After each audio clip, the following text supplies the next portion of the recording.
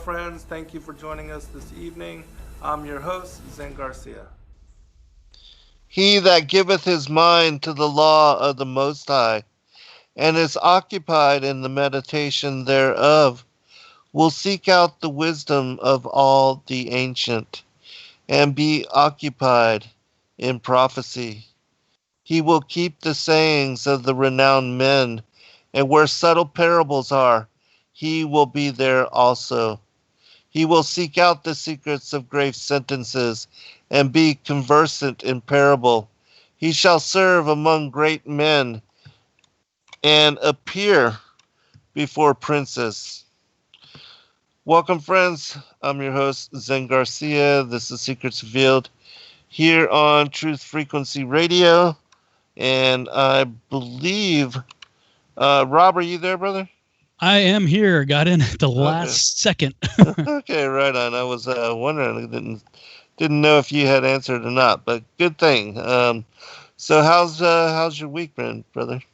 Oh, crazy busy, but good. Of course. Yeah, it's been good.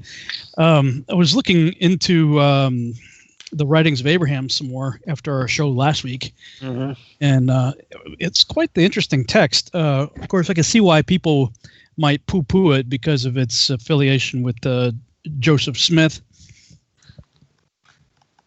Yeah, I didn't even know that. Apparently, he had quite a hand in it and was incorporated into Pearl of Great Price. So it's one of several texts, actually, and Really? kind of the same way, I think. And what I tell people, I'm like, look, they also use the King James Bible. So, Uh-huh. I mean, if you're gonna blast the Mormons, well, you might as well throw out your King James too. Right.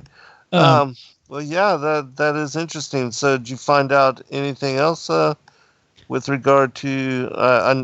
All I knew or what I had seen is that it was based on some papyrus scroll dating back to the 1800s or so.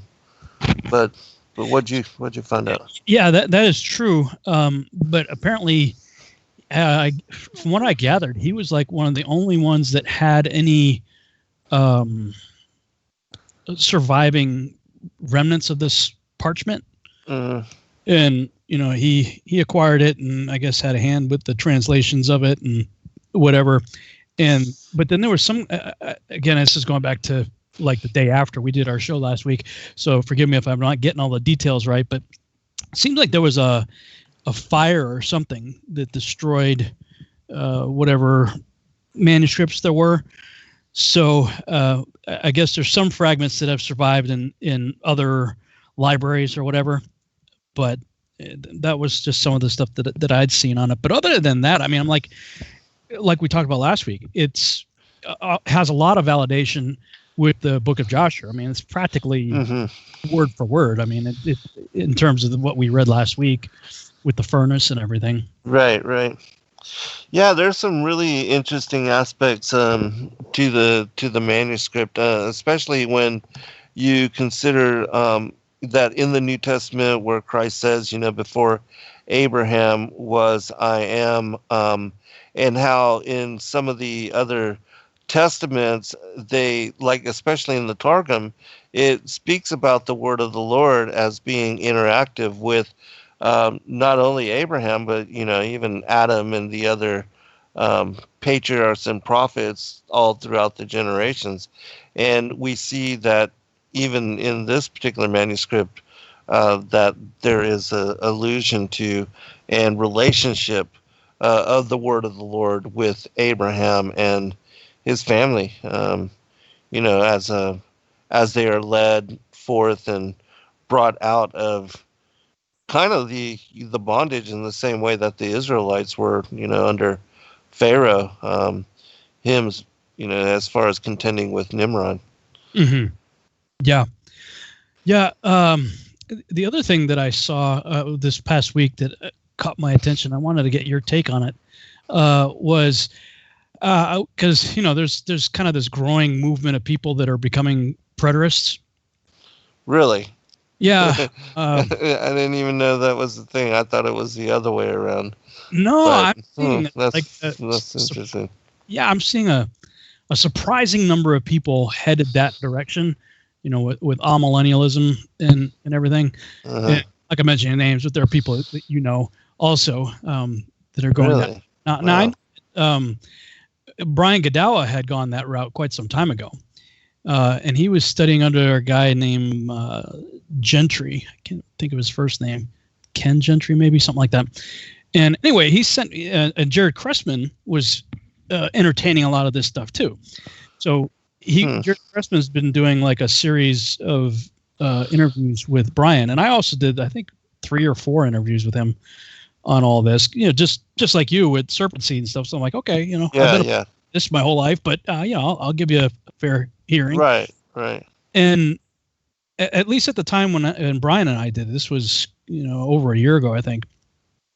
He hadn't really gone to the Book of Revelation much. He was doing most of his thesis out of the Mark or Matthew 24, Mark 13, Luke 21. What Yeshua had to say. Yeah. And I'm like, look, I can go through those texts also and see how a fair amount of it was certainly could be considered fulfilled with 70 AD. But I always get to a certain point. I could go down the list of verses, like Matthew 24, for instance, and go, yep. And then I get to a no. Right. That didn't happen in 70 AD. Right. And so I started to, kind of drill him on that. And, my thesis with the Antichrist being Nimrod and everything in Revelation 17 is the big sort of trump card for me, because it tells you point blank, the beast comes from the bottomless pit.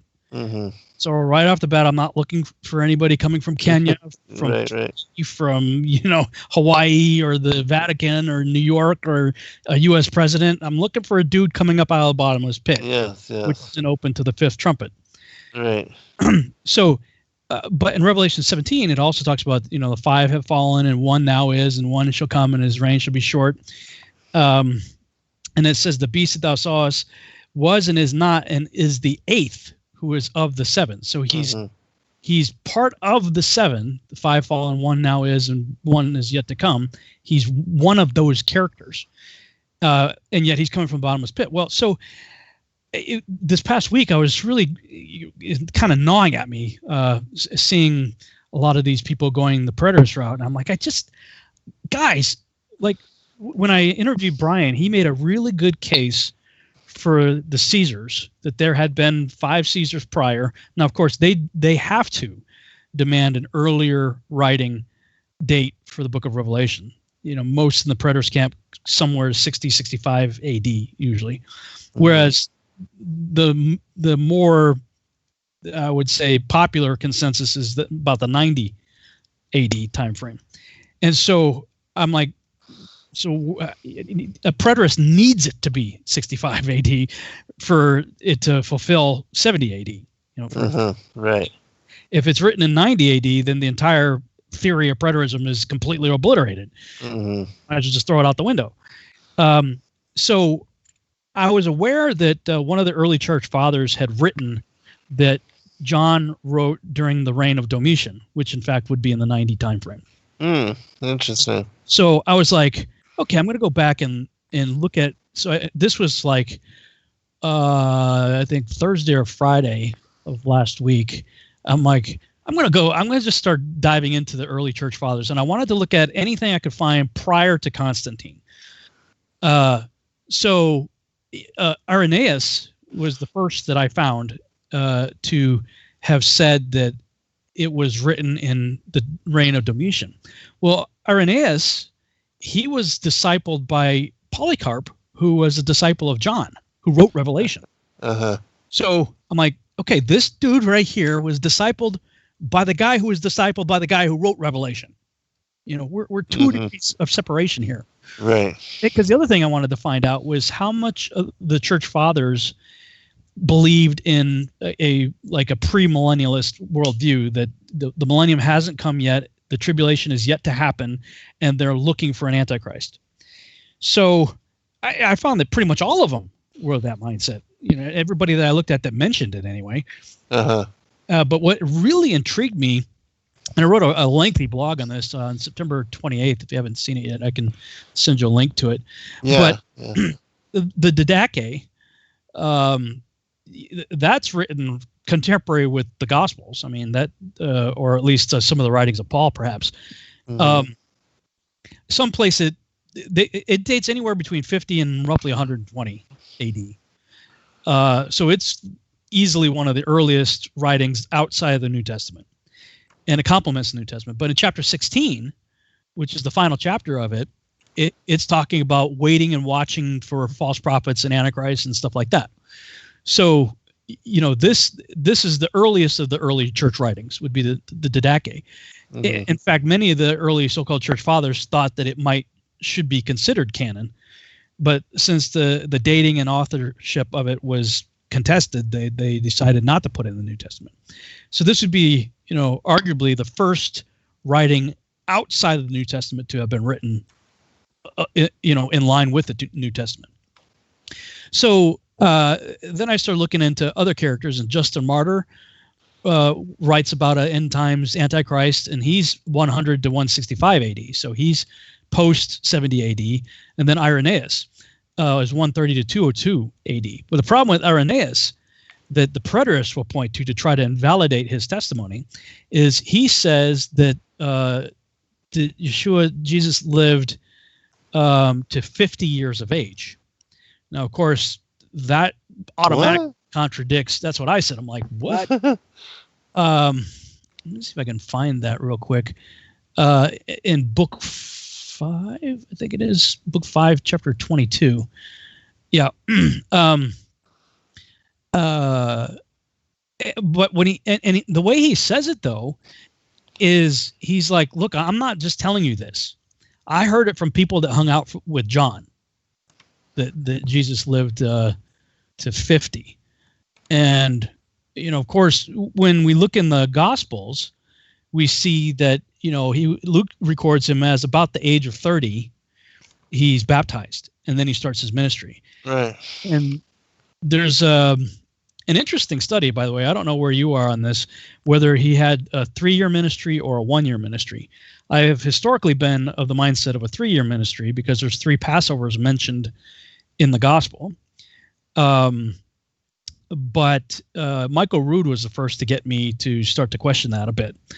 And there's perhaps a growing consensus out there that he might have only had a 1-year ministry.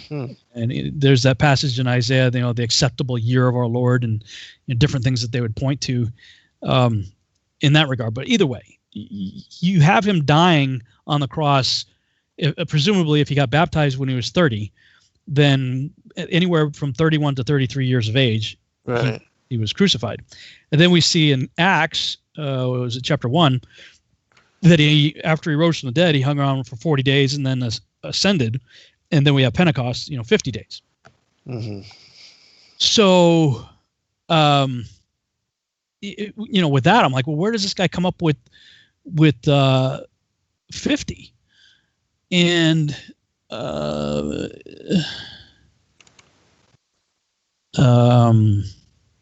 see if I can find it here. I'll have to do it during the break because what I thought was the chapter is not the chapter. But anyway, the way he writes it, he's like, look, I heard this from so-and-so who got it from people who hung out with John. And so I'm like, well, what do I do with that? Right. So I was wondering if you had read anything about Irenaeus or dug into the church fathers at all, or not a great deal. Just with some of in doing the studies of like the manuscripts that were preserved by them in their discourses, and for people that don't know, I mean, there's like 10 books or so. I mean, really thick even.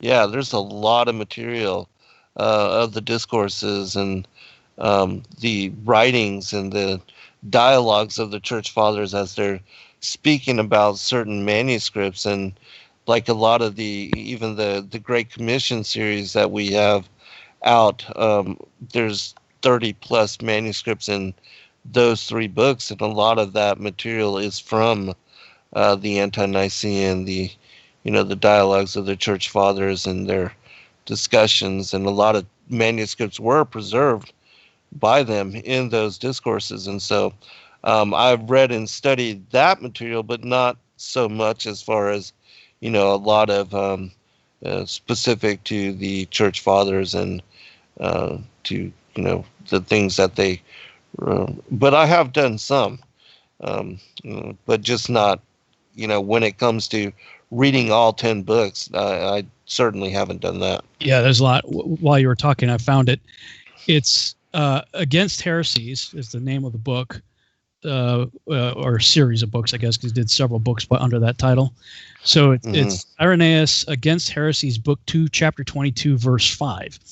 He writes, "They, however, that they may establish their false opinion regarding that which is written, to proclaim the acceptable year of the Lord, maintain that he preached for 1 year only, and then suffered in the 12th month.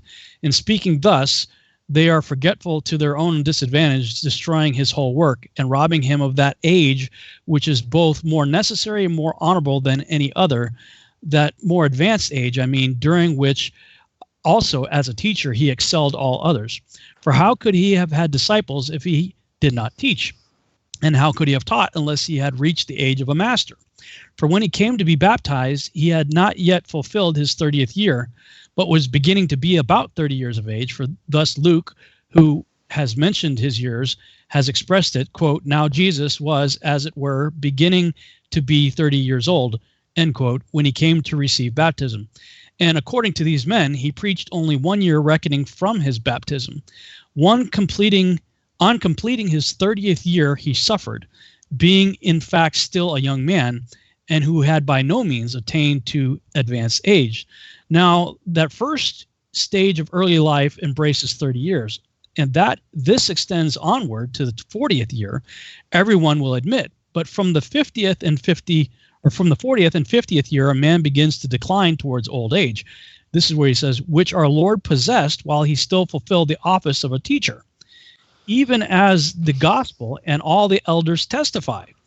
Those who were conversant in Asia with John, the disciple of the Lord, affirming that John conveyed to them this information. And he remained among them to the times of Trajan, which was 98 AD. Trajan reigned in 98. So the he right here, and he remained among them to the times of Trajan, there's a dispute on that, whether that's referring to Yeshua or John.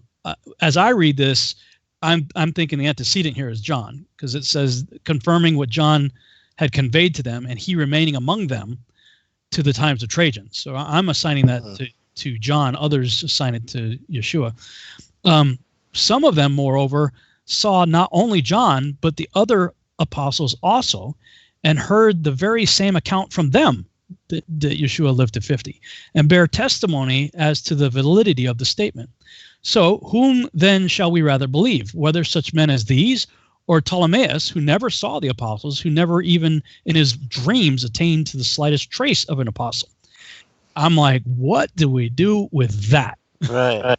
And, when you were reading it, it was making me wonder if they are seeing them, as they advance in age, not that he was in the physical and lived continuously in the physical, over the course of his 40s and 50 years, because that seems just, very questionable and difficult for me, to accept. But if they, advancing in age, are still receiving interaction and vision from him, I could totally see that, because still, he's appearing to people even now.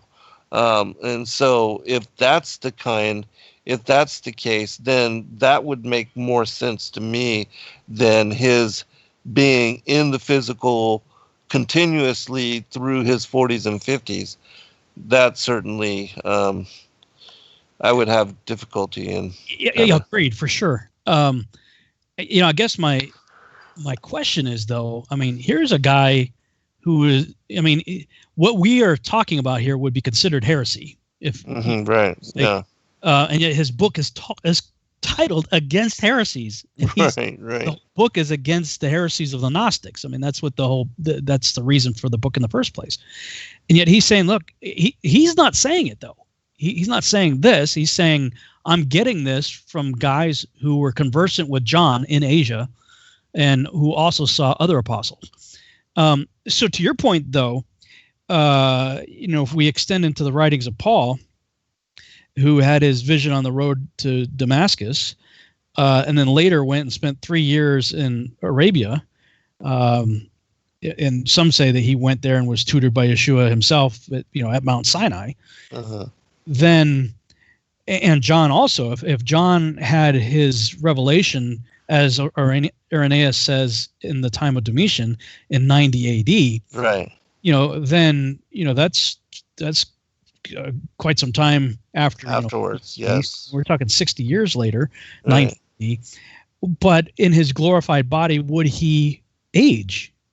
Yeah. See, I wouldn't think so. I wouldn't think so. Yeah, I wouldn't think so. And so, but not saying, because even in like some of the as far as the Nag Hammadi codices, it says and even in the story of the city of the man-eaters, it says that he appeared to Matthias young, and so he can take on, he could appear as an older person, a younger person, even as a child, and there are certain verses and certain extra biblical books which give allusion to that. But again, as far as him maintaining and aging over years and decades in physical embodiment, that would be difficult for me to,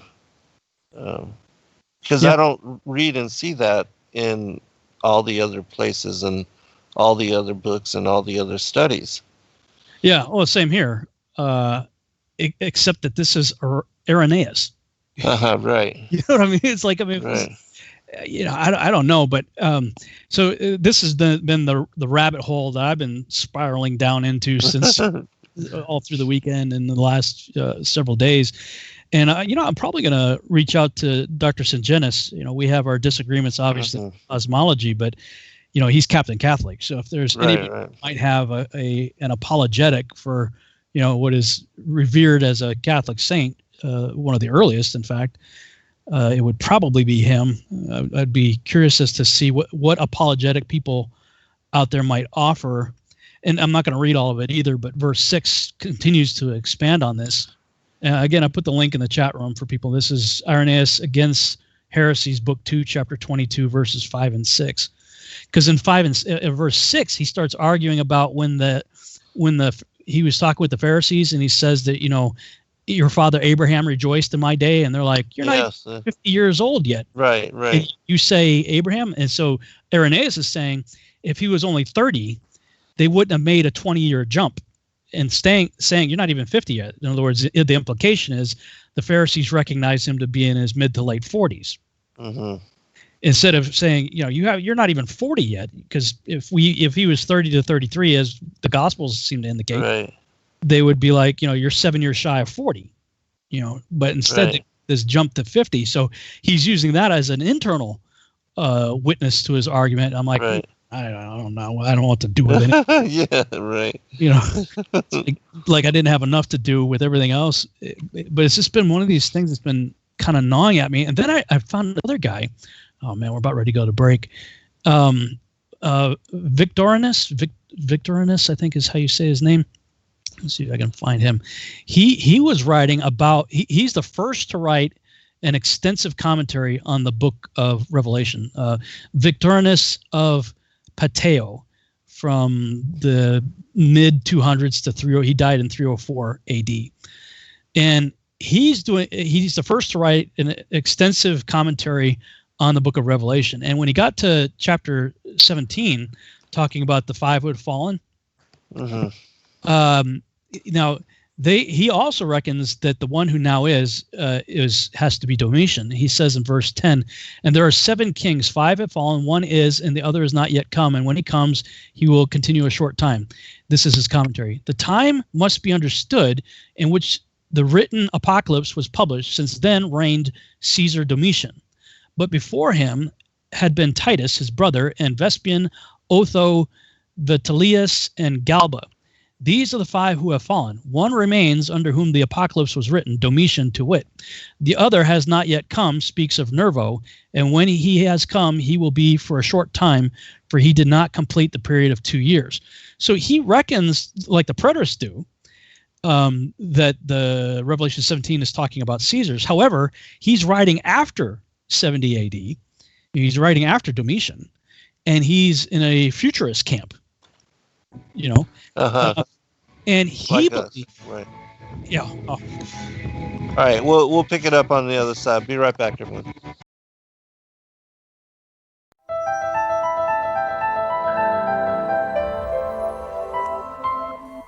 As a bookstore for truth seekers, it's our goal to make ancient manuscripts which were once held captive by secretive institutions available for public consideration.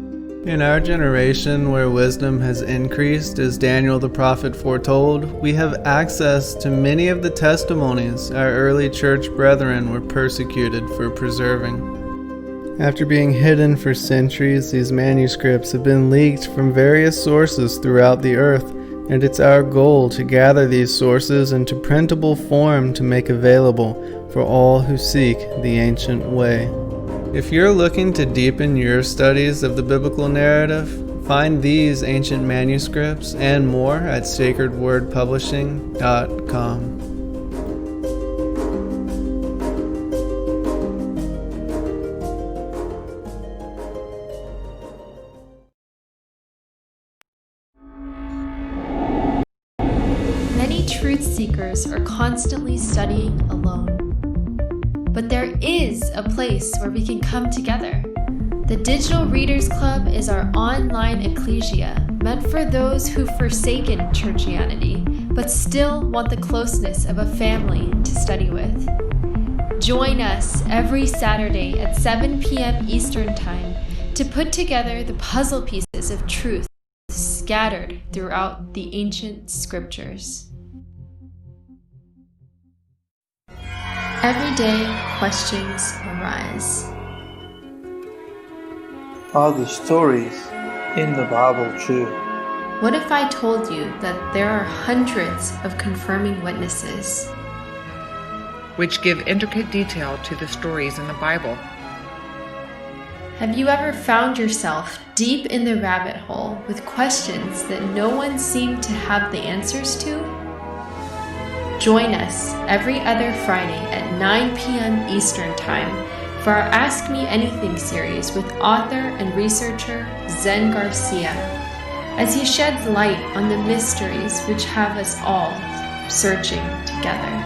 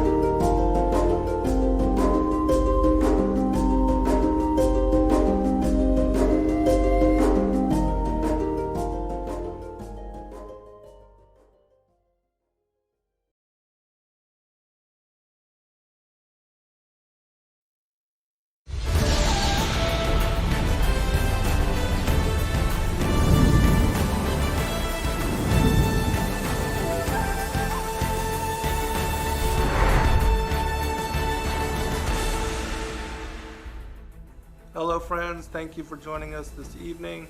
I'm your host, Zen Garcia.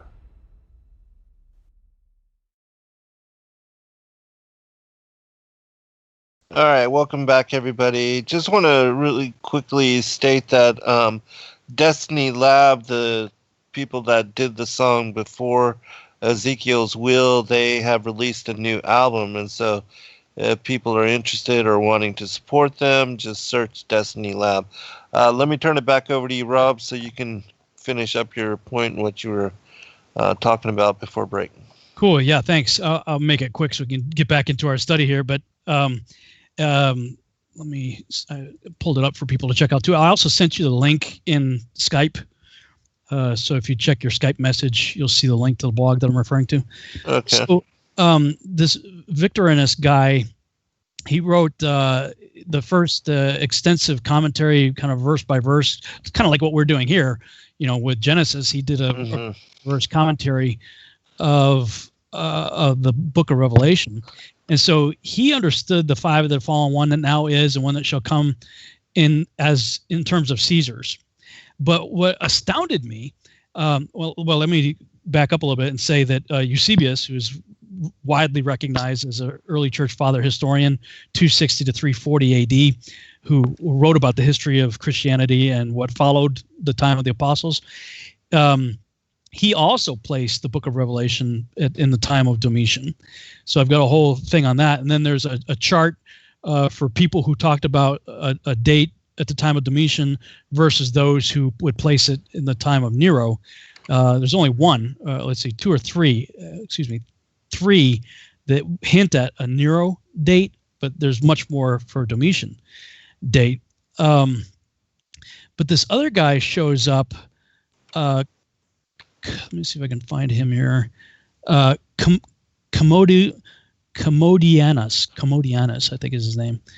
And he writes also along the same lines as Victorinus did. And Victorinus says, as a result of doing this research, this is actually the first time I ever heard of this guy. I never heard of him before doing this research. Turns out his is the oldest known commentary of the book of Revelation. With this in mind, I must say I was rather intrigued by his view of the beast. Unlike most Bible scholars today, he clearly understands that the beast comes from the bottomless pit. So he recognizes the beast is coming from the bottomless pit, although he ties the seven heads to the Caesars. And so this is where he goes with it. Again, this is in his future, so he's not a preterist by any means. He envisioned Nero rising from the dead. He says in verse 16, "These shall hate the whore, to wit the city, and shall burn her flesh with fire." Now, that one of the heads was, as it were, slain to death, and that the stroke of his death was directed, he speaks of Nero. So this is Victorinus commenting on what John was referring to in Revelation 17. For it is plain that when the cavalry sent by the Senate was pursuing him, he himself cut his throat. And I've talked about that when I talk about the list that I have for the seven heads of the beast. I reckon that Nero is one of three people that are recorded as having a head wound. Nimrod being the first, Nero being the second, and even though recent forensic evidence has proved otherwise, it has been historically said that Hitler shot himself in the head. So I give those three. So he's of the mindset of Nero here. Him, therefore, when raised up, God will send as a worthy king, but worthy in such a way as the Jews merited. And since he is to have another name, he shall also appoint another name, that so the Jews may receive him as if he were the Christ. Says Daniel, "He shall not know the lust of women, although before he was most impure, and he shall know no God of his fathers, for he will not be able to seduce the people of the circumcision unless he is a judge of the law." Daniel 11:37. Finally, also, he will recall the saints not to the worship of idols, but to undertake circumcision, and if he is able to seduce any, for he shall so conduct himself as to be called Christ by them. But that he, Nero, rises again from hell We have said above in the word of Isaiah, water shall nourish him, and hell has increased him, who, however, must come with name unchanged and doings unchanged, as says the Spirit.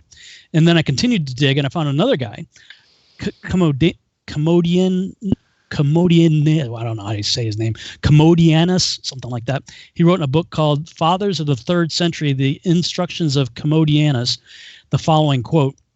He said, Isaiah said, this is the man who moveth the world and so many kings, and under whom the land shall become desert. Hear ye how the prophet foretold concerning him. I have said nothing elaborately, but negligently. Then doubtless the world shall be finished when he shall appear. He himself shall divide the globe into 3 ruling powers. Then moreover, Nero shall be raised up from hell. Elias shall come seal the beloved ones, at which things the reign of Africa and the northern nation and the whole earth on all sides for 7 years shall tremble. But Elias shall occupy the half the time, Nero shall occupy half. And this is, like 200 years AD. This is quite some time after the destruction of the temple. Uh-huh. Then the whore Babylon, being reduced to ashes, its embers shall thence advance to Jerusalem, and the Latin conqueror shall then say, I am Christ, whom ye always pray to. And indeed, the original ones who were deceived combined to praise him. He does many wonders, hence, since his is the false prophet, especially that they may believe him, his image shall speak. The Almighty has given it power to appear such. The Jews, recapitulating scriptures from him, exclaim at the same time to the highest that they have been deceived. And so they're going off of this because at that time they had an understanding that Nero's name added up to 666, which is, one of the primary tenets of the preterist deal was why they need Revelation to be written during the time of Nero, and his name represents 666. But these guys are writing believing that he wrote during the time of Domitian, post destruction of the temple, believing that Nero is going to rise from the dead and come up from the bottomless pit. So I'm like, wow. And now I give all that to segue into what we're going to talk about tonight. Is we mentioned it briefly last week on my show when you were reading from the writings of Abraham. But there's only 2 people in the Bible, in the canonized text, that are referred to as the son of perdition: Judas and the Antichrist, the beast. John talks about the man of sin, the son of perdition. In the writings of Abraham, it said point blank that Abraham said to him, for you are that son of perdition. So I'm going, wow. That's the first time I've ever seen Nimrod directly referred to by that title. But it was right there in the text that you read last week. Yeah, that's very interesting. With regard to, we're talking about the preterists here, and you were talking about the as far as the Antichrist being from the bottomless pit, rising up out of hell. What I find interesting is that there's the mention of Elijah as well. Yeah. And that there are many manuscripts. And I've, done a lot of work in one of my books, The War in Heaven. I show how there are multiple, like dozens of mentions of Enoch and Elijah and the time of the Antichrist, which, again, in my opinion, Enoch and Elijah did not die and succumb to death in their first embodiments and were translated, but they were going to be preserved for what would be the end of days. And it even says in many different manuscripts, like, for instance, this one is the Apocalypse of Elijah. It says, then when Elijah and Enoch hear that the shameless one has revealed himself in the holy place, they will come down and fight with him, saying, are you indeed not ashamed when you attach yourself to the saints? Because you are always estranged, you have been hostile to those who belong to heaven, you have acted against those belonging to the earth, you have been hostile to the thrones, you have acted against the angels. You are always a stranger. You have fallen from heaven like the morning stars. You were changed, and your tribe became dark for you. But you are not ashamed when you stand firmly against God, because you are a devil. And then the shameless one will hear, and he will be angry. He will fight with them in the marketplace of the great city, which is Jerusalem. And he will spend 7 days fighting with them, and they will spend 3½ days in the marketplace dead, while all the people see them. But on the 4th day they will rise up, and they will scold him, saying, O shameless one, O son of lawlessness, are you indeed not ashamed yourself, since you are leading astray the people of God, for whom you did not suffer? Do you not know that we live in the Lord? I'll stop there, but in my opinion, again, this is a very important part of knowing the signs in the season and recognizing that Antichrist, he hasn't killed Enoch and Elijah and left them in the streets of Jerusalem. And this is mentioned in, the Matthew 24, Mark 13, Luke 21, or the Revelation 11, the two witnesses that are, connected to this. And that certainly didn't happen either. And so the whole theme of preterism, which, I have a family member, an uncle that is a preterist, and so I've heard about this for a very long time, but having read and studied from a lot of the extra biblical manuscripts, when I read and share that, he has to stay only with the King James, because when you look at a lot of these extra biblical texts, like especially the Great Commission 3, the End Time Apocalypses, books like this, there are things that without a doubt have not happened yet. And so, the whole theme of preterism, for me, I definitely can't believe in it because of everything else that I've read that I know without a doubt hasn't happened and been fulfilled in that time. And to what was his name? Zach was the other speaker that you had at the conference. I would certainly have my share of disagreements with what he talked about, but he did make a point of saying, look, with the vaccines and everything that, we've all talked about, is this the mark of the beast, right? And although myself and you and others have said, look, we're not saying this is the mark of the beast. We're saying, things are being put into place, certainly, as a dry run to get things ready for it, and there are an awful lot of very interesting coincidences related to 666, the House of Representatives, HR 6666, and the Microsoft patent, WO 20060606, and Luciferase, and all this stuff. Yes. But he made a point of saying, look, the two witnesses first have to minister for 3.5 years. They haven't showed up yet. Right.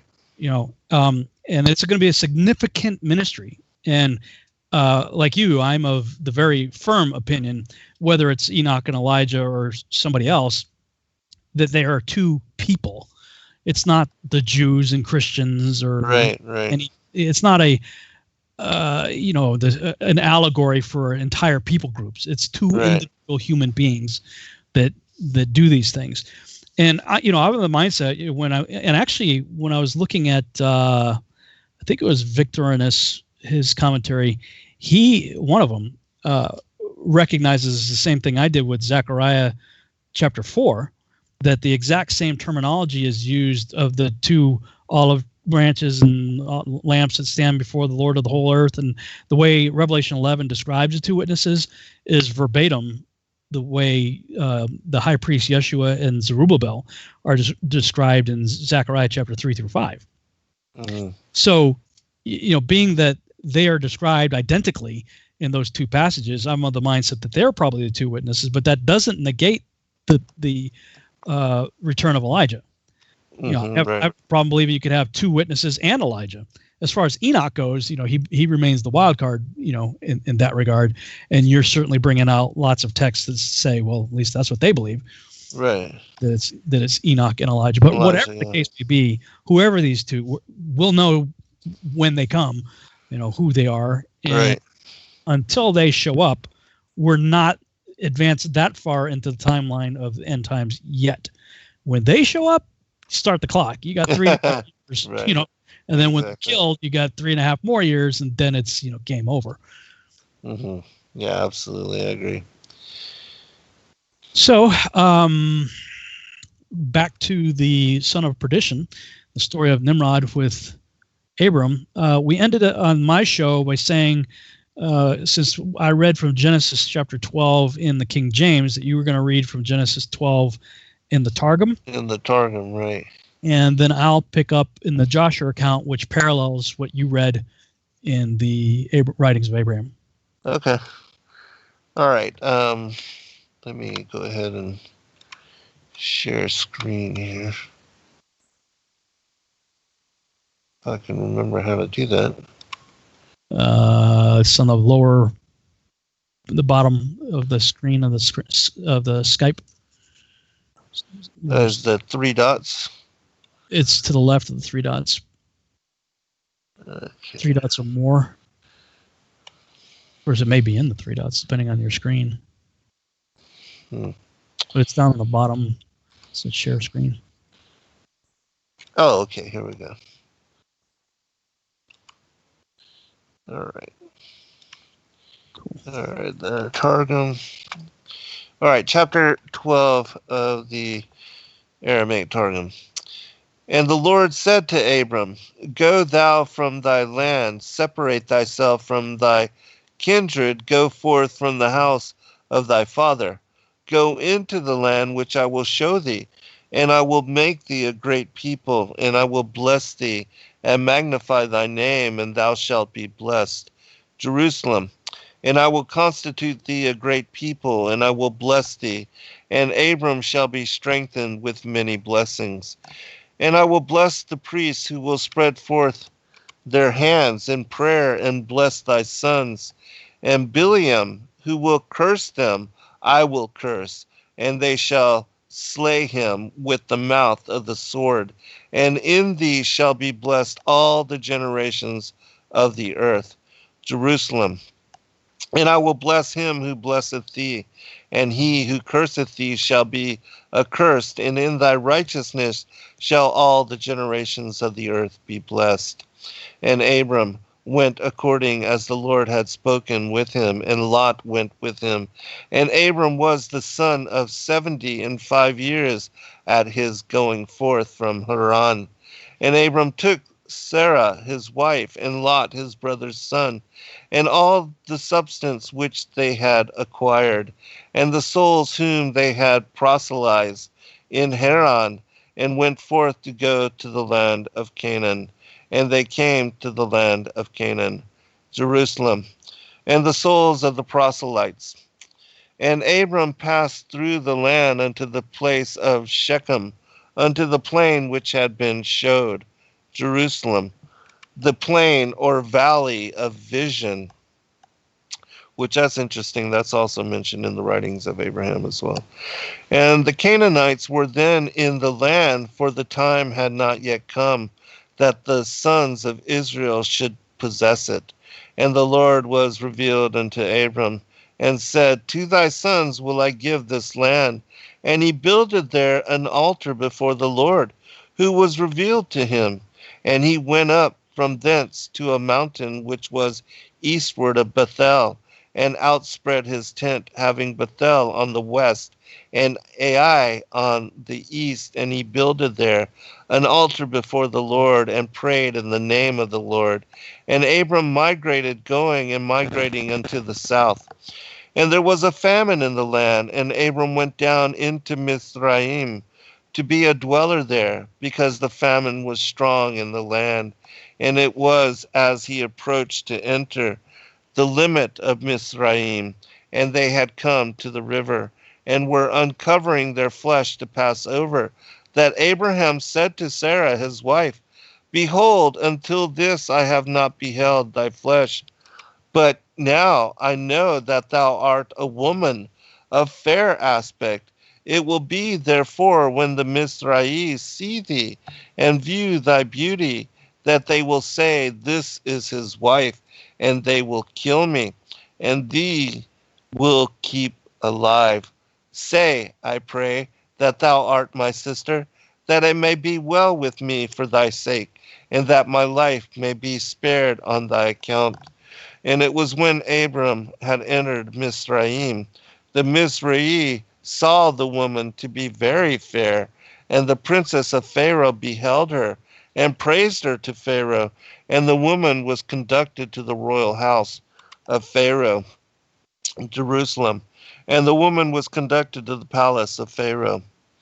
And Pharaoh did good to Abram for her sake, and he had sheep and oxen and asses and servants and handmaids and she-asses and camels. And the word of the Lord sent great plagues against Pharaoh and the men of his house in account of Sarah, Abram's wife. And Pharaoh called Abram and said, What is this thou hast done to me? Why sayest thou, She is my sister? When I would take her to me to wife, plagues were at once sent against me, and I went not unto her. And now, behold, thy wife, take her and go. And Pharaoh commanded men concerning him, and they led him forth, and his wife, and all that he had. Very good. So that's the Targum version of Genesis 12, correct? Right. Mm-hmm. Okay, cool. All right. Let me switch over here then to Joshua, and we left off in Joshua chapter 10, if memory serves, is where I need to pick up. So there may be a little bit of catch up to do in the story before we get through the fiery furnace part. Yeah. Okay, Joshua chapter 10. And Peleg, the son of Eber, died in those days, in the 48th year of the life of Abram, son of Terah, and all the days of Peleg were 239 years. And when the Lord had scattered the sons of men on account of their sin at the tower, behold, they spread forth into many divisions, and all the sons of men were dispersed into the four corners of the earth. And all the families became each according to its language, its land, or its city. And the sons of men built many cities according to their families in all the places where they went and throughout the earth where the Lord had scattered them. And some of them built cities in places from which they were afterward extirpated. And they called these cities after their own names, or the names of their children, or after their particular occurrences.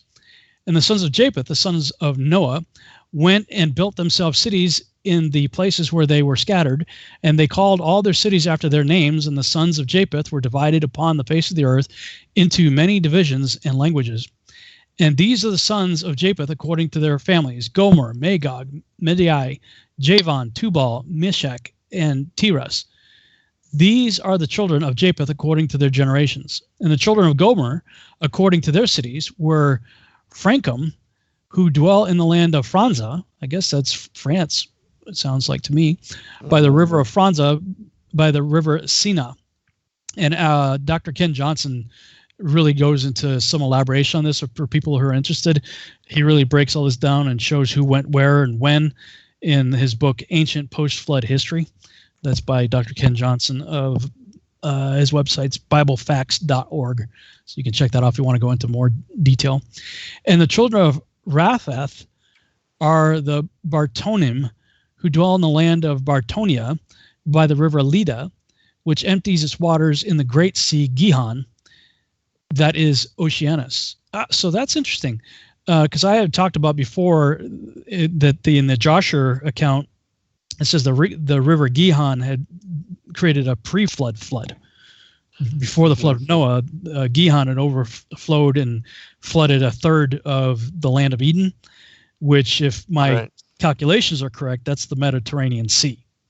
You create a pie chart, and a third of that pie chart is the Mediterranean Sea. And I believe after the flood of Noah, what was left of the river that was Gihon was submerged, and that's why it's the springs of Gihon that went underneath the temple. And I think they were submerged under the land of Canaan, but popped back up again in Egypt. And I believe that what we now call the Nile is the southern portion of the Gihon River. But I've never seen, I must have read over this before, but it's talking about in the Great Sea, Gihon, that is Oceanus, which I'm pretty sure is a reference to the Mediterranean Sea here. Very interesting. Yeah, cool stuff. And the children of Tugarma are 10 families, and these are their names: Buzar, Parzunak, Balgar, Elikanum, Ragbib, Tarki, Bid, Zubik, Ungal, and Tilmas. Oh my gosh, we're already at break. Sheesh. All right, we'll be right back. Saved by the bell. Yeah.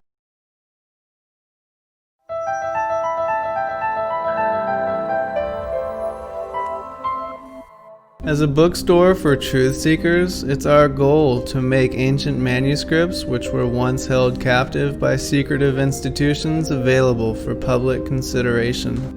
In our generation, where wisdom has increased as Daniel the prophet foretold, we have access to many of the testimonies our early church brethren were persecuted for preserving.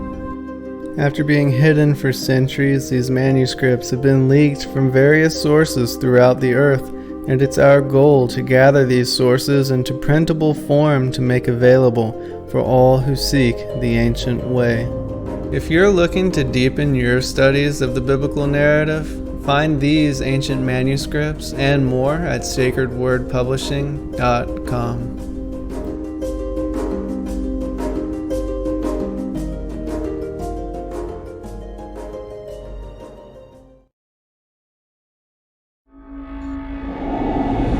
Many truth seekers are constantly studying alone. But there is a place where we can come together. The Digital Readers Club is our online ecclesia meant for those who've forsaken churchianity but still want the closeness of a family to study with. Join us every Saturday at 7 p.m. Eastern Time to put together the puzzle pieces of truth scattered throughout the ancient scriptures.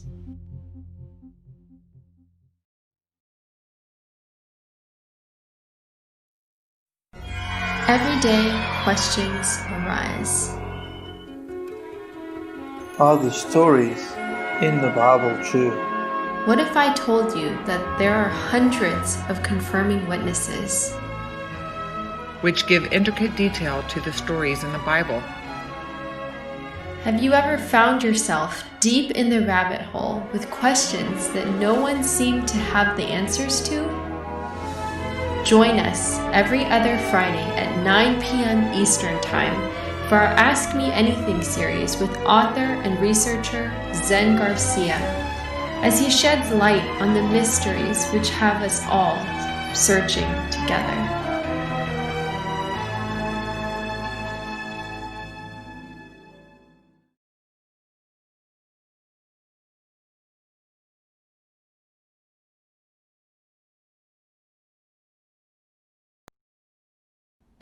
Your partnership with Sacred Word Publishing goes further than the publishing of ancient manuscripts and weekly video content.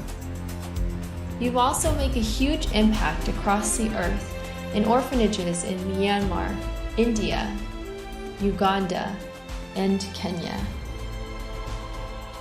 Your support is crucial for the development of the ecclesia of real truth seekers. We thank you for joining us in hosting Secrets Revealed, Momentary Zen, the Digital Readers Club, Ask Me Anything series, and other shows that have helped lead so many to the truth of salvation. To become even more involved, please visit patreon.com/sacredwordpublishing, where you can partake in exclusive, interactive, patron-only content and help us continue shining the light of love in this darkened world.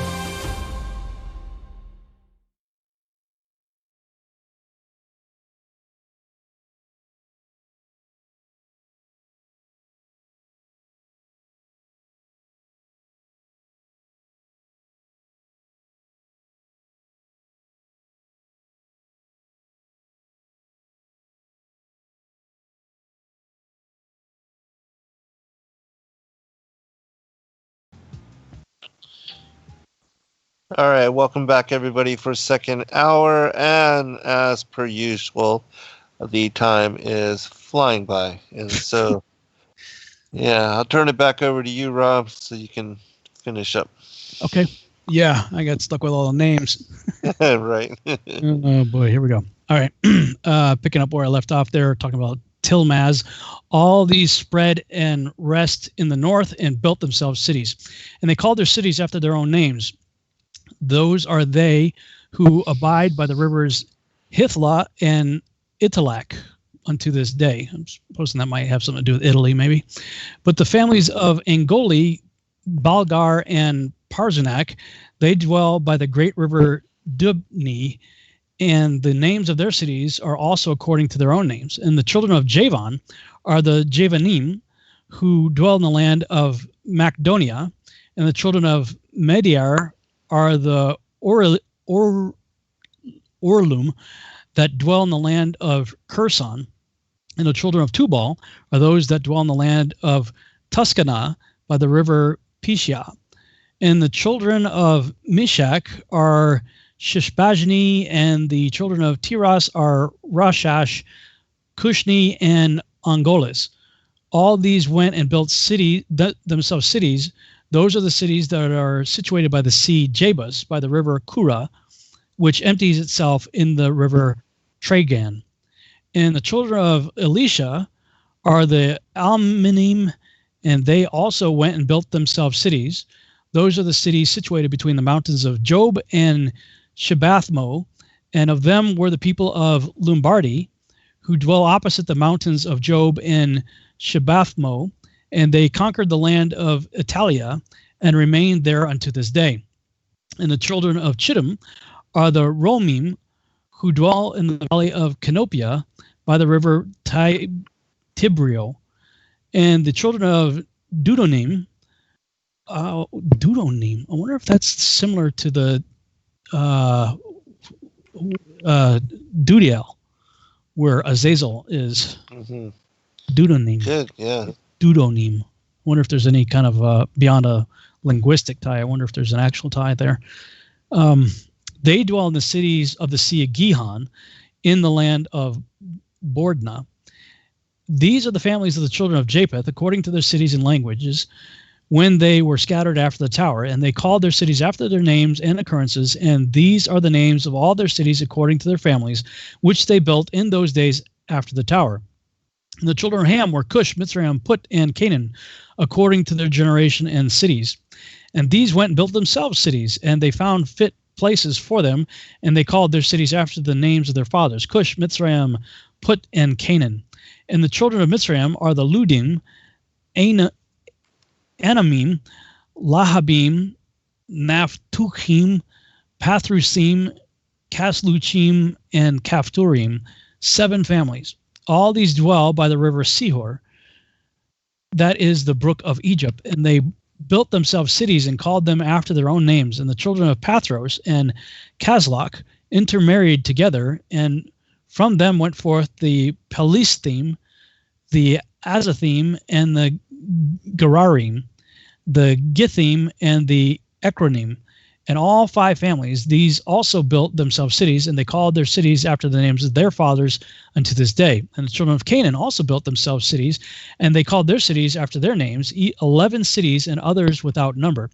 And 4 men from the family of Ham went to the land of the plain. These are the names of the 4 men: Sodom, Gomorrah, Admah, and Zeboim. Ah, that's interesting. That those were named after children of Ham. Mm-hmm. I never picked up on that before. And these men built themselves 4 cities in the land of the plain, and they called the names of their cities after their own names. And they and their children, all belonging to them, dwelt in those cities, and they were fruitful and multiplied greatly, and dwelt peaceably. And Seir, the son of Hur, son of Havi, son of Canaan, went and found a valley opposite to Mount Paran, and he built a city there. And he and his 7 sons and his household dwelt there, and he called the city which he built Seir, according to his name. That is the land of Seir unto this day. And these are the families of the children of Ham, according to their languages and cities, when they were scattered to their countries after the tower. And some of the children of Shem, son of Noah, father of the children of Eber, also went and built themselves cities in the places wherein they were scattered, and they called their cities after their names. And the sons of Shem were Elam, Asher, Arphaxad, Lud, and Aram. And they built themselves cities and called the names of all their cities after their names. And Asher, son of Shem, and his children and household went forth at that time, a very large body of them, and they went to a distant land that they found, and they met with a very extensive valley in the land that they went to, and they built themselves 4 cities, and they called them after their own names and occurrences.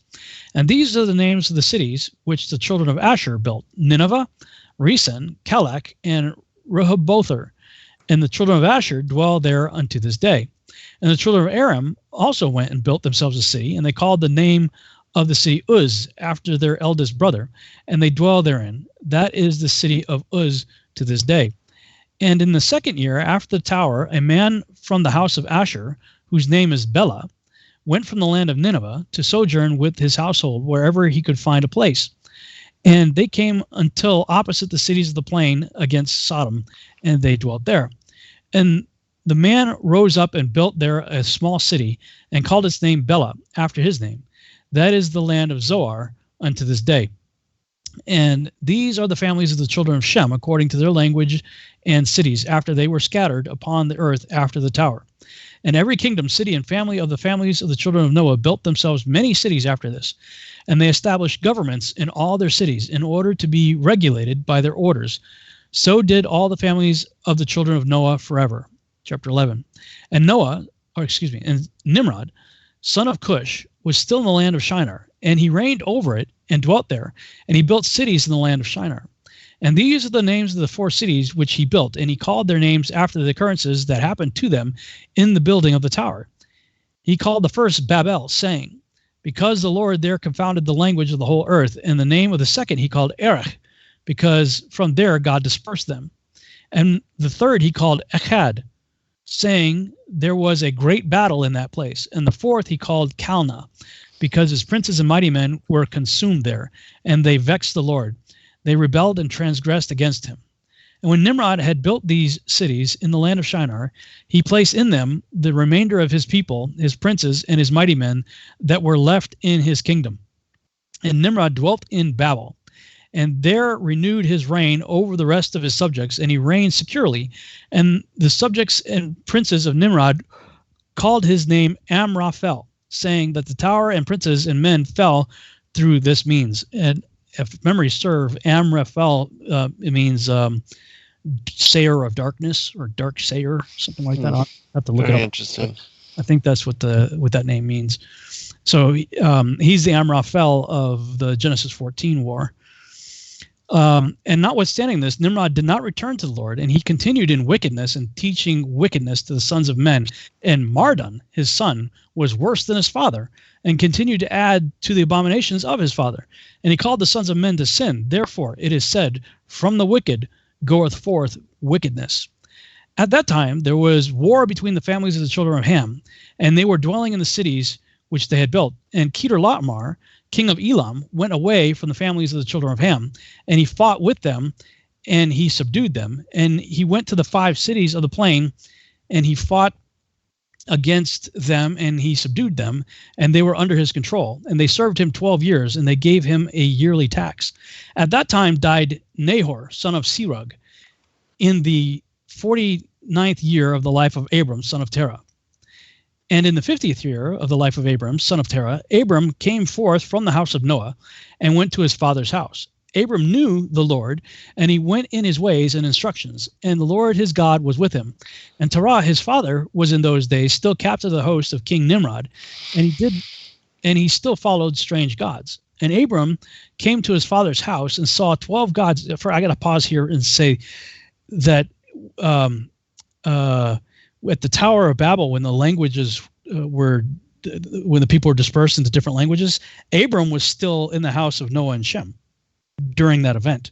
Mm-hmm. So I am of the opinion, this is just my opinion, but I'm of the opinion that Abraham, or Abram at the time, was allotted the tongue of Hebrew, along with Noah and Shem, who just retained it. Yes. From pre-flood. And so he was preserved in Hebrew, whereas Terah and Nimrod and everybody else likely spoke some kind of Chaldean language of some sort. Just kind of a passing observation there. When that was actually mentioned in the Book of Jubilees. Yes. Yeah. And Terah, his father, was in those days still captive the host of King Nimrod, and he still followed strange gods. And Abram came to his father's house and saw 12 gods standing there in their temples, and the anger of Abram was kindled when he saw these images in his father's house. And Abram said, "As the Lord liveth, these images shall not remain in my father's house. So shall the Lord who created me do unto me, if in 3 days' time I do not break them all." And Abram went from them, and his anger burned within him. And Abram hastened and went from the chamber of his father's outer court, and he found his father sitting in the court, and all his servants with him. And Abram came and sat before him. And Abram asked his father, saying, "Father, tell me, where is God who created heaven and earth, and all the sons of men upon earth, and who created thee and me?" And Terah answered his son Abram and said, "Behold, those who created us are all with us in the house." And Abram said to his father, "My lord, show them to me, I pray thee." And Terah brought Abram into the chamber of the inner court, and Abram saw, and behold, the whole room was full of gods of wood and stone, 12 great images, and others less than they without number.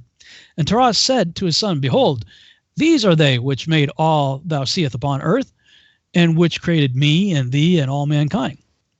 And Terah bowed before his gods, and he then went away from them, and Abram his son went away with him. And when Abram had gone from them, he went to his mother and sat before her, and he said to his mother, "Behold, my father has shown me those who made heaven and earth, and all the sons of men. Now therefore hasten and fetch a kid from the flock, and make it of it savory meat, that I may bring it to my father's gods as an offering to them to eat. Perhaps I may thereby become acceptable to them." And his mother did so, and she fetched a kid, and made a savory meat thereof, and brought it to Abram. And Abram took the savory meat from his mother, and brought it before his father's gods. And he drew nigh to them, that they might eat. And Terah his father did not know of it. And Abram saw on the day when he was sitting amongst them, that they had no voice, they had no hearing, no motion, and not one of them could stretch forth his hand to eat. And Abram mocked them and said, "Surely the savory meat that I prepared was not pleasing, has not pleased them, or perhaps it was too little for them, and for that reason they would not eat. Therefore tomorrow I will prepare savory meat better and more plentiful than this, in order that I may see the result." And it was on the next day that Abram directed his mother concerning the savory meat. And his mother rose and fetched 3 fine kids from the flock, and she made of them excellent savory meat, such as her son was fond of. And she gave it to her son Abram, and Terah his father did not know of it. And Abram took the savory meat from his mother, and brought it before his father's gods into the chamber, and he came nigh unto them, that they might eat. And he placed it before them. And Abram sat before them all day, thinking perhaps they might eat.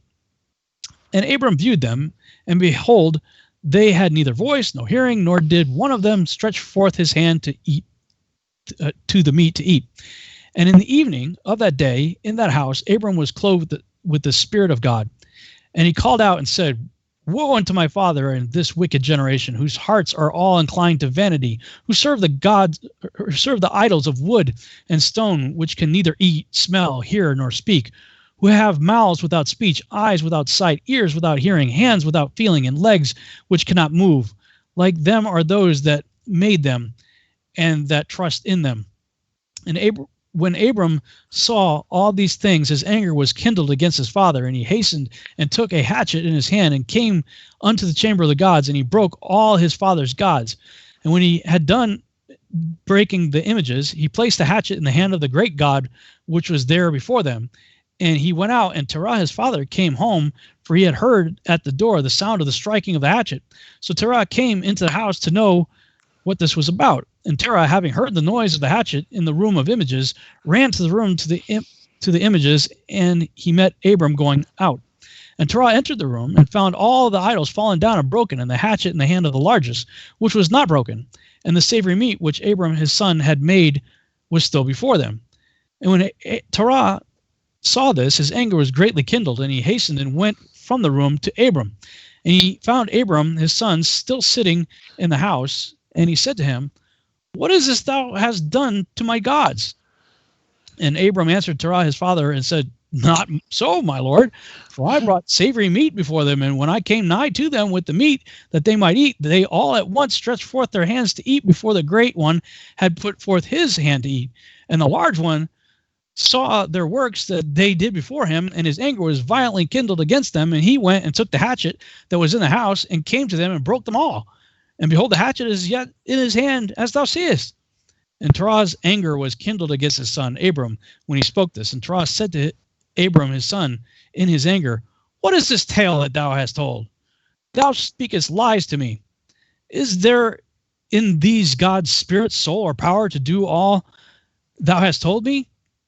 Are they not wood and stone? And have I not myself made them? And canst thou speak such lies, saying that the large God that was with them smote them? It is thou that didst place the hatchet in his hands, and then saith he smote them all. And Abram answered his father and said to him, And how canst thou then serve these idols, in whom there is no power to do anything? Can those idols in which thou trustest deliver thee? Can they hear thy prayers when thou callest upon them? Can they deliver thee from the hands of thy enemies? Or will they fight thy battles for thee against thy enemies? That thou shouldest serve wood and stone, which can neither speak nor hear? And now surely it is not good for thee, nor for the sons of men that are connected with thee, to do these things. Are you so silly, so foolish, or so short of understanding that you will serve wood and stone, and do after this manner? And forget the Lord God who made heaven and earth, and who created you in the earth, and thereby bring a great evil upon your souls in this matter by serving stone and wood? Did not our fathers in days of old sin in this matter? And the Lord God of the universe brought the waters of the flood upon them and destroyed the whole earth? And how can you continue to do this and serve gods of wood and stone, who cannot hear or speak or deliver from oppression, thereby bringing down the anger of God of the universe upon you? Now therefore, my father, refrain from this, and bring not evil upon thy soul and the souls of thy household. And Abram hastened and sprang from before his father, and took the hatchet from his father's largest idol, with which Abram broke it, and ran away. And Terah, seeing all that Abram had done, hastened to go from his house, and he went to the king, and he came before Nimrod, and stood before him, and he bowed down to the king, and the king said, What dost thou want? And he said, I beseech thee, my lord, to hear me. Now 50 years back a child was born to me, and thus has he done to my gods, and thus has he spoken. And now therefore, my lord and king, send for him, that he may come before thee, and judge him according to the law, that we may be delivered from his evil. And the king sent 3 men of his servants, and they went and brought Abram before the king. And Nimrod and all his princes and servants were that day sitting before him, and Terah sat also before them. And the king said to Abram, What is this that thou hast done to thy father and to his gods? And Abram answered the king in the words that he spoke to his father, and he said, The large God that was with them in the house did to them what thou hast heard. And the king said to Abram, Had they power to speak and eat and do as thou hast said? And Abram answered the king, saying, And if there be no power in them, why dost thou serve them, and cause the sons of men to err through thy follies? Dost thou imagine that they can deliver thee, or do anything small or great, that thou shouldest serve them? And why wilt thou not sense the God of the whole universe, who created thee, and in whose power it is to kill and keep alive? O foolish, simple, and ignorant king, woe unto thee forever! I thought thou wouldst teach thy servants the upright way, but thou hast not done this, but hast filled the whole earth with thy sins and the sins of thy people who have followed thy ways. Dost thou not know, or hast thou not heard, that this evil which thou doest, our ancestors sinned therein in days of old, and the eternal God brought the waters of the flood upon them and destroyed them all, and also destroyed the whole earth on their account? And wilt thou and thy people rise up now and do like unto this work, in order to bring down the anger of the Lord God of the universe, and to bring evil upon thee and the whole earth? Now therefore put away this evil deed which thou doest, and serve the God of the universe, as thy soul is in his hands, and then it will be well with thee. And if thy wicked heart will not hearken to my words, to cause thee forsake thy ways, thy evil ways, and to serve the eternal God, Then wilt thou die in shame in the latter days, thou, thy people, and all who are connected with thee, hearing thy words, or walking in thy evil ways. And when Abram had ceased speaking before the king and princes, Abram lifted up his eyes to the heavens, and he said, The Lord seeth all the wicked, and he will judge them. I might have time to keep going here in chapter 12. And when the king heard the words of Abram, he ordered him to be put into prison. And Abram was 10 days in prison. And at the end of those days, the king ordered that all the kings, princes, and governors of different provinces and sages should come before him. And they sat before him, and Abram was still in the house of confinement. And the king said to the princes and sages, Have you heard what Abram the son of Terah has done to his father? Thus has he done to him, and I ordered him to be brought before me, and thus has he spoken. His heart did not misgive him, neither did he stir in my presence, and behold, now he is confined in the prison. And therefore decide what judgment is due to this man, who reviled the king, who spoke and did all the things that you heard. And they all answered the king, saying, The man who revileth the king should be hanged upon a tree, but having done all the things that he said, and having despised our gods, he must therefore be burned to death. For this is the law in this matter, and it pleases the king to do this. If it pleases the king to do this, let him order his servants to kindle the fire both night and day in thy brick furnace, and then we will cast this man into it. And the king did so, and he commanded his servants that they should prepare a fire for 3 days and 3 nights in the king's furnace. That is in Kasdim. And the king ordered them to take Abram from prison and bring him out to be burned. And all the king's servants, princes, lords, governors, and judges, and all the inhabitants of the land, about 900,000 men, stood opposite the furnace to see Abram. And all the women and little ones crowded upon the roofs and towers to see what was doing with Abram. And they all stood together at a distance, and there was not a man left that did not come on that day to behold the scene. And when Abram was come, the conjurers of the king and the sages saw Abram, and they cried out to the king, saying, O sovereign Lord, surely this is the man whom we know to have been the child at whose birth the great star swallowed the 4 stars, which we declared to the king about 50 years since. And behold, now his father has also transgressed thy commands, and mocked thee by bringing thee another child, which thou didst kill. And when the king heard their words, he was exceedingly wroth, and he ordered Terah to be brought before him. And the king said, Hast thou heard what the conjurers have spoken? Now, tell me truly, how didst thou, and if thou shalt speak truth, thou shalt be acquitted. And seeing that the king's anger was so much kindled, Terah said to the king, My lord and king, thou hast heard the truth, and what the sages have spoken is right. And the king said, How couldst thou do this thing, to transgress my orders, and to give me a child that thou didst not beget, and to take value for him? And Terah answered the king, Because my tender feelings were excited for my son at that time, and I took a son of my handmaid, and I brought him to the king. And the king said, Who advised thee to do to this? Tell me, do not hide aught from me, and then thou shalt not die. And Terah was greatly terrified in the king's presence, and he said to the king, It was Haran, my eldest son, who advised me to this. And Haran was in those days that Abram was born, 32 years old. But Haran did not advise his father to anything, for Terah said this to the king in order to deliver his soul from the king, for he feared greatly. And the king said to Terah, Haran, thy son, who advised thee to this, shall die through fire with Abram, for the sentence of death is upon him, for having rebelled against the king's desire in doing this thing. And Haran at that time felt inclined to follow the ways of Abram, but he kept it within himself. And Haran said in his heart, Behold, now the king has seized Abram on account of these things which Abram did. And it shall come to pass that if Abram prevail over the king, I will follow him. But if the king prevail, I will go after the king. And when Terah had spoken this to the king concerning Haran his son, the king ordered Haran to be seized with Abram. And they brought them both, Abram and Haran his brother, to cast them into the fire.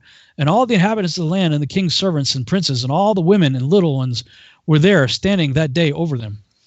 And the king's servants took Abram and his brother, and they stripped them of all their clothes, excepting their lower garments, which were upon them. And they bound their hands and feet with linen cords. And the servants of the king lifted them up and cast them both into the furnace.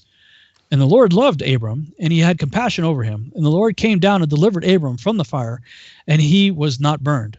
But all the cords with which they bound him were burned, while Abram remained and walked about in the fire. And Haran died when they had cast him into the fire, and he was burned to ashes, for his heart was not perfect with the Lord. And those men who cast him into the fire, the flame of the fire spread over them, and they were burned, and 12 men of them died. And Abram walked in the midst of the fire 3 days and 3 nights. And all the servants of the king saw him walking in the fire. And they came and told the king, saying, Behold, we have seen Abram walking about in the midst of the fire, and even the lower garments which are upon him are not burned, but the cord with which he was bound is burned. And when the king heard their words, his heart fainted, and he would not believe them. So he sent other faithful princes to see this matter. And we're going to break. All right, we'll be right back for final segment, everyone.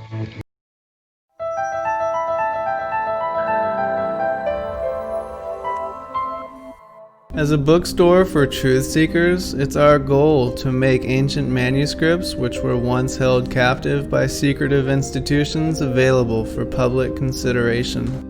In our generation, where wisdom has increased, as Daniel the prophet foretold, we have access to many of the testimonies our early church brethren were persecuted for preserving. After being hidden for centuries, these manuscripts have been leaked from various sources throughout the earth, and it's our goal to gather these sources into printable form to make available for all who seek the ancient way.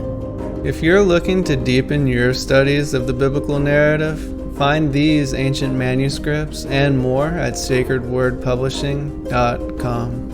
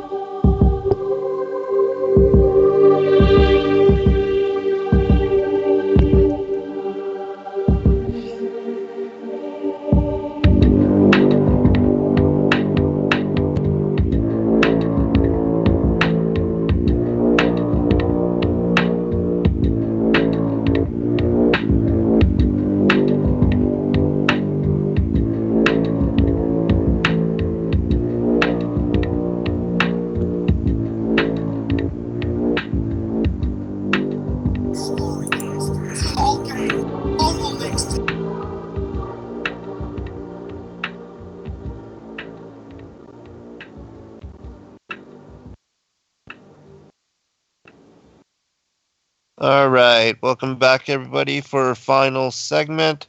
Rob is reading from the book of Jasher, and there's still, I think, about 30 more verses. So I'll turn it back over to you, brother.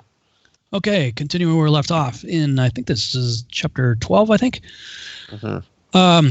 And when the king heard their words, his heart fainted, and he would not believe them. So he sent other faithful princes to see this matter, and they went and saw it and told it to the king. And the king rose to go and see it. And he saw Abram walking to and fro in the midst of the fire, and he saw Haran's body burned and the king wondered greatly. And the king ordered Abram to be taken out from the fire, and his servants approached to take him out, and they could not, for the fire was round about, and the flame ascending toward them from the furnace. And the king's servants fled from it. And the king rebuked them, saying, "Make haste and bring Abram out of the fire, that you shall not die." And the servants of the king again approached to bring Abram out, and the flames came upon them and burned their faces, so that 8 of them died. And when the king saw that his servants could not approach the fire lest they should be burned, the king called to Abram, "O servant of the God who is in heaven, go forth from amidst the fire, and come hither before me." And Abram hearkened to the voice of the king, and he went forth from the fire, and came and stood before the king. And when Abram came out, the king and all his servants saw Abram coming before the king, with his lower garments upon him, for they were not burned, but the cord with which he was bound was burned. And the king said to Abram, "How is it that thou wast not burned in the fire?" And Abram said to the king, "The God of heaven and earth, in whom I trust, and who has all in his power, he delivered me from the fire into which thou didst cast me." And Haran, the brother of Abram, was burned to ashes, and they sought for his body, and they found it consumed. And Haran was 82 years old when he died in the fire of Kasdim. And the king, princes, and inhabitants of the land, seeing that Abram was delivered from the fire, they came and bowed down to Abram. And Abram said to them, "Do not bow down to me, but bow down to the God of the world who made you, and serve him, and go in his ways, for it is he who delivered me from out of this fire. And it is he who created the souls and spirits of all men, and formed man in his mother's womb, and brought him forth into the world. And it is he who will deliver those who trust in him from all pain." And this thing seemed very wonderful in the eyes of the king and princes. And Abram was saved from the fire, and that Haran was burned. And the king gave Abram many presents, and he gave him his 2 head servants. What? And he gave him his 2 head servants. Oh, head servant. I'm like, was like two-headed dude? two lead servants, I guess. I'm like, what? 2-headed servant? His 2 head servants from the king's house. The name of one was Oni, and the name of the other was Eleazar. And all the king's princes and servants gave Abram many gifts of silver and gold and pearl, and the king and his princes sent him away, and he went in peace. And Abram went forth from the king in peace, and many of the king's servants followed him, and about 300 men joined him. And Abram returned on that day and went to his father's house, he and the men that followed him. And Abram served the Lord his God all the days of his life, and he walked in his ways and followed his law. And from that day forward, Abram inclined the hearts of the sons of men to serve the Lord. And at that time, Nahor and Abram took unto themselves wives, and the daughters of their brother, the daughters of their brother Haran. The wife of Nahor was Milcah, and the name of Abram's wife was Sarai. And Sarai, wife of Abram, was barren, and she had no offspring in those days. And at the expiration of 2 years from Abram's going out of the fire, that is, in the 52nd year of his life, behold, King Nimrod sat in Babel upon the throne, and the king fell asleep and dreamed that he was standing with his troops and hosts in a valley opposite the king's furnace. And he lifted up his eyes and saw a man in the likeness of Abram coming forth from the furnace, and that he came and stood before the king with his drawn sword, and then sprang to the king with his sword. And when the king fled from the man, for he was afraid, and while he was running, the man threw an egg upon the king's head, and the egg became a great river. And the king dreamed that all his troops sank in that river and died, and the king took flight with 3 men who were before him, and he escaped. And the king looked at these men, and they were clothed in princely dresses as the garments of kings, and had the appearance and majesty of kings. And while they were running, the river again turned to an egg before the king, and there came forth from the egg a young bird, which came before the king and flew at his head and plucked out the king's eye. And the king was grieved at the sight, and he awoke out of his sleep, and his spirit was agitated, and he felt a great terror. And in the morning the king arose from his couch in fear, and he ordered all the wise men and the magicians to come before him, when the king related his dream to them. And the wise servant of the king, whose name was Anuki, answered the king, saying, "This is nothing else but the evil of Abram and his seed, which will spring up against my lord and king in the latter days. And behold, the day will come when Abram and his seed and the children of his household will war with my king, and they will smite all the king's hosts and his troops. And as to what thou hast said concerning 3 men, which thou didst see like unto thyself, and which did escape, this means that only thou wilt escape with 3 kings from the kings of the earth, who will be with thee in battle. And that which thou sawest of the river, which turned to an egg as at first, and the young bird plucked out thine eye, this means nothing else but the seed of Abram, which will slay the king in the latter days. This is my king's dream, and this is its interpretation. And the dream is true, and the interpretation which thy servant has given thee is right. Now, therefore, my king, surely thou knowest that it is now 52 years since thy sages saw this at the birth of Abram. And if my king will suffer Abram to live in the earth, it will be to the injury of my lord and king. For all the days of Abram liveth, neither thou nor thy kingdom will be established. For this was known formerly at his birth. And why will not my king slay him, that his enemy may be kept from thee in latter days? And Nimrod hearkened to the voice of Anuki, and he sent some of his servants in secret to go and seize Abram, and bring him before the king to suffer death. And Eleazar, Abram's servant, whom the king had given him, was at that time in the presence of the king, and he heard what Anuki had advised the king, and what the king had said to cause Abram's death. And Eleazar said to Abram, Hasten, rise up and save thy soul, that thou mayest not die through the hands of the king. For thus did he see in a dream concerning thee, and thus did Anuki interpret it, and thus did Anuki advise the king concerning thee.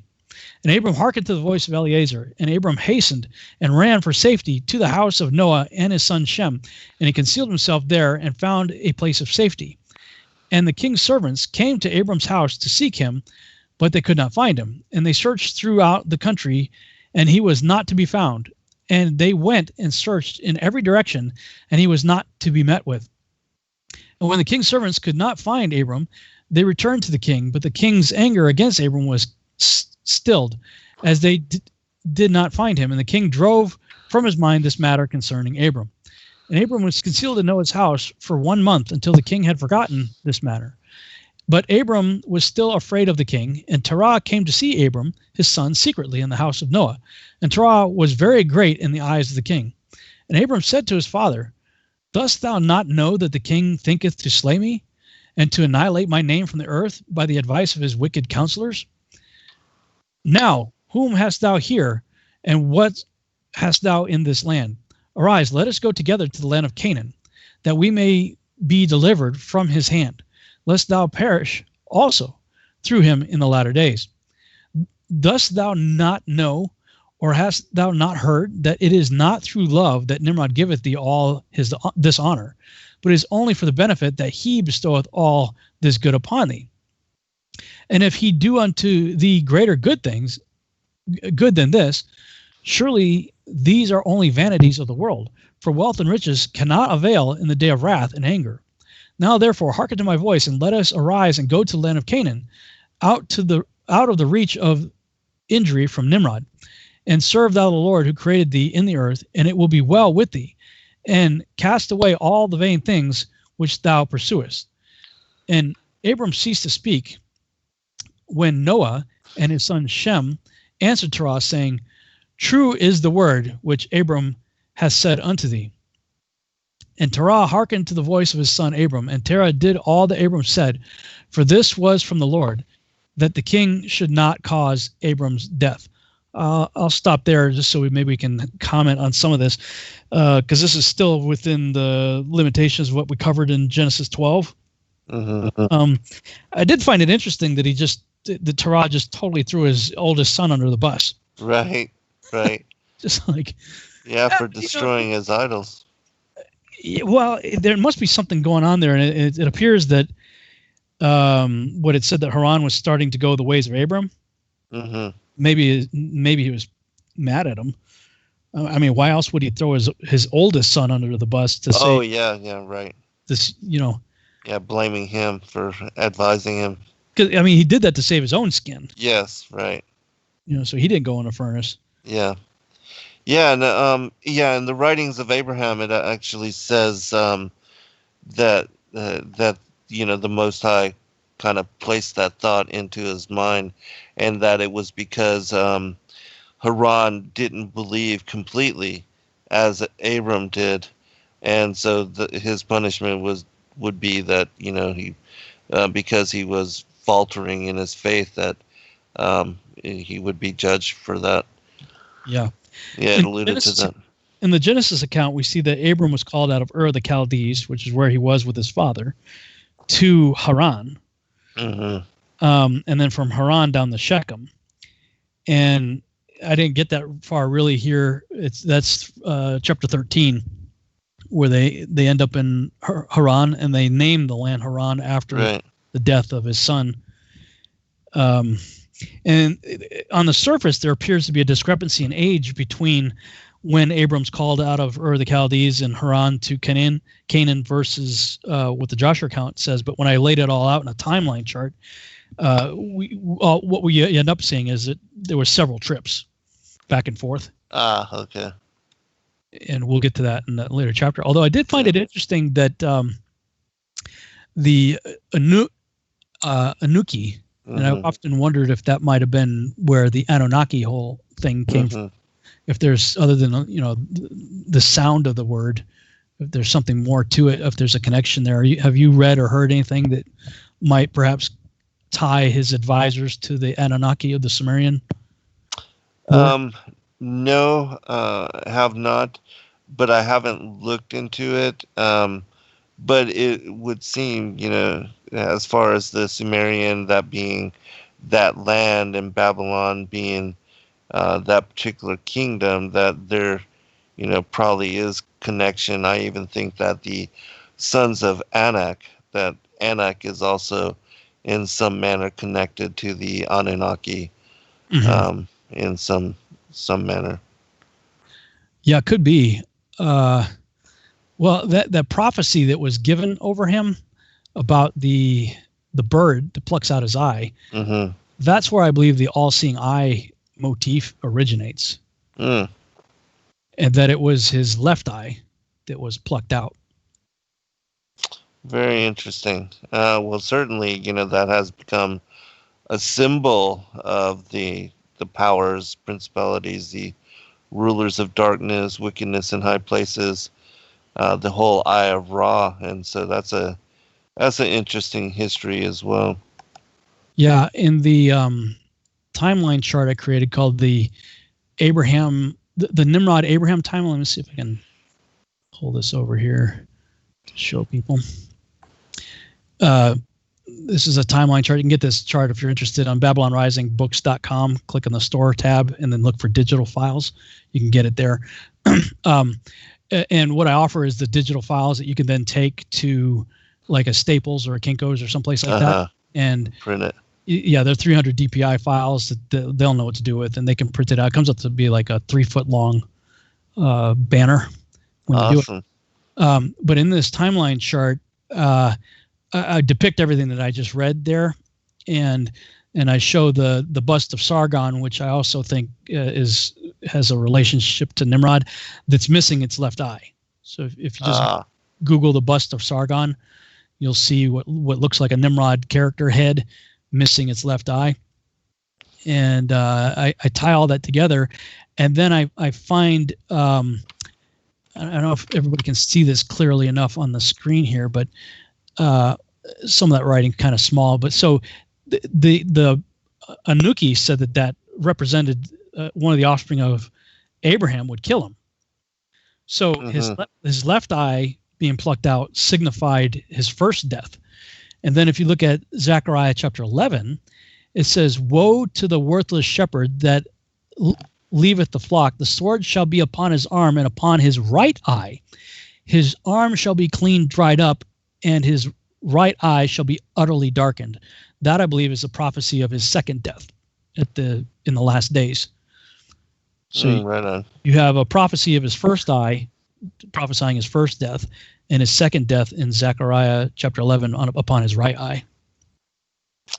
Interesting.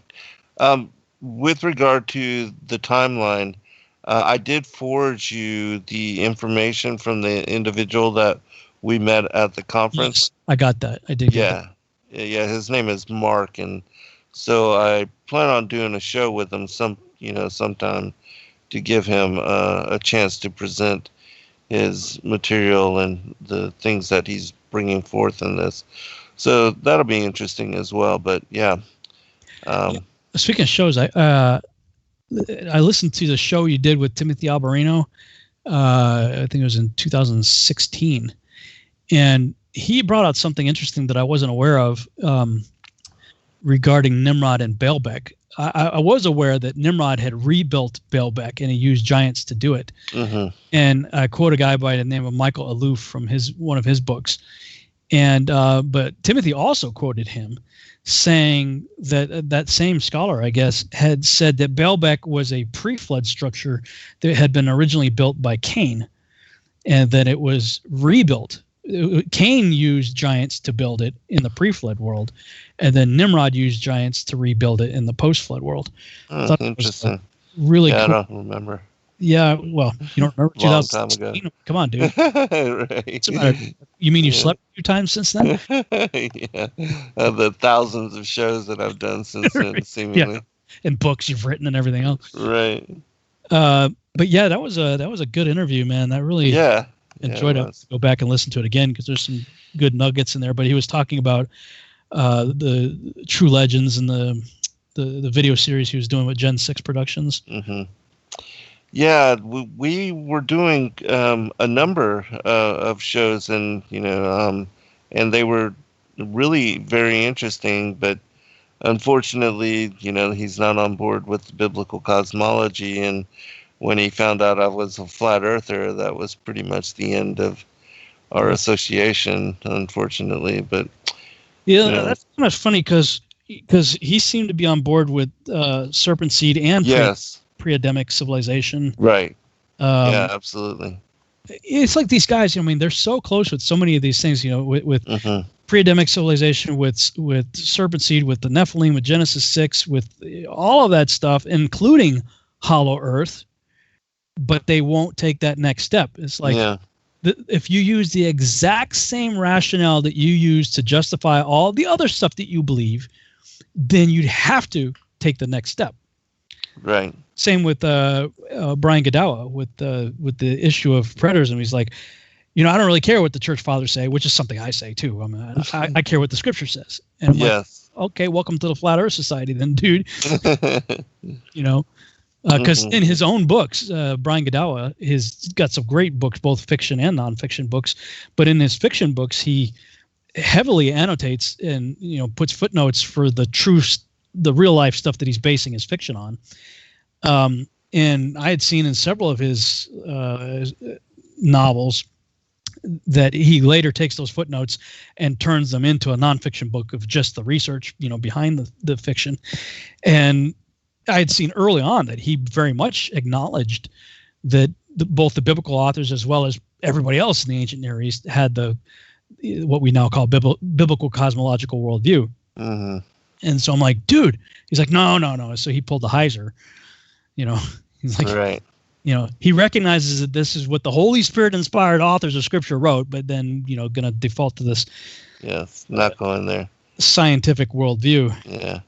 And, again, so many of them do lean upon and affirm the Book of Enoch to be inspired when it comes to, everything with regard to the Nephilim, the Watchers, and the giants and all of that. But then, they completely don't want to examine the book on the courses of the heavenly luminaries, or consider the possibility that it is, as I decrypt it, connected to biblical cosmology. And as we've covered it and shown and verified in so many different shows, but they just won't make that leap, won't go there.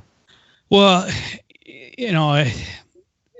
I hate to say it's all about money, but that's the only thing that makes any sense, is why people won't go there, because you have to count the cost. And if you do go there, as well as any. Oh yeah. What comes down on you. That's the only thing that makes any sense to me, is they're like, because they do have the same exact view of Scripture, and as you said, even the extra biblical texts and books like Enoch and stuff like that. So the only reason they could say that they don't want to do it is they don't want to. The cost is too high.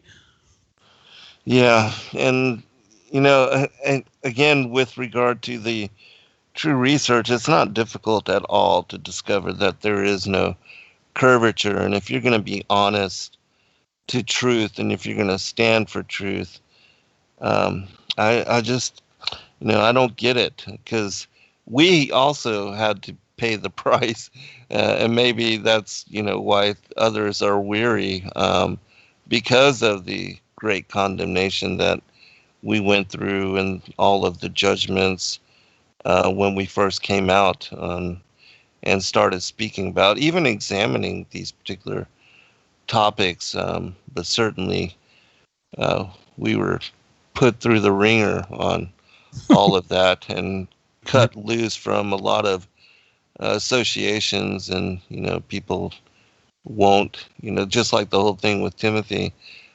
He and I were doing a lot of really good work together with regard to the other issues, serpent seed, and even the pre-Adamic stuff, which is something that they're covering a lot now. Oh yeah, I know. All these guys. Same thing with the Ancient Aliens crowd. When I went to the Contact in the Desert conference, I mean, it's like everybody knows that within these the fringe research community, I should say, not everybody on Earth, but everybody within the fringe research, Christian or otherwise, knows that Antarctica is the key. Like, they're all going down there, like in terms of either research or physically going down there, because something there is going to determine our future. And even within that crowd, like Brooks Agnew, some of them are starting to realize, well, the North has got some major stuff to be looking at too. So either going to the center of the circle or the outer rim of the circle, either way, there's attention being drawn there, and both happen to be covered by Admiral Byrd, and saying that this place is hollow, that there's an underworld here. And it's like I'm like, I listen to these guys, I watch their stuff, and I'm like, man, they're like 3 inches away. Yes. Just take one more step over. Right. Because the same resources that they're looking into confirms biblical cosmology. Right. Yeah, but still the unwillingness. And, I think now too that they are all grouped together, and they have all made allegiance against individuals like ourselves, that maybe they're just afraid to break rank, now that they're all towing the same line, and judging and condemning and calling us fools and all of that. Yeah, there are people who have wanted to partner with me for various things, whether it be doing shows together or other things, and I said, well, I'm honored, thank you, but you need to know that I'm a liability to you. Right. Because I tend to be very verbal in my convictions, and I don't back down. So you may agree with everything right now, but chances are I'm going to stumble on something. I tend to have like a 3-year shelf life, 3 to 5 years, and so you're the only one that I feel comfortable with saying that's probably not going to happen, simply by the fact that you go through a lot of the same stuff that I go through, right, and more in some cases. Yeah. So I'm like, okay, I'll probably have a longer shelf life than 3 to 5 years with you. Yeah, because myself doing shows like this with too many other people. right. Yeah, I've already stepped on a lot of toes, and already been banned by most of the groups out there. So Everybody. yeah, exactly. Now you also you did some stuff with Prophecy Club too, didn't you? Yeah, I did with Stan, but again, this topic is one that has divided us, unfortunately. So, but yeah. This week we'll pick up on my show. All right, brother. Be blessed. You Good too. night, all. Shalom.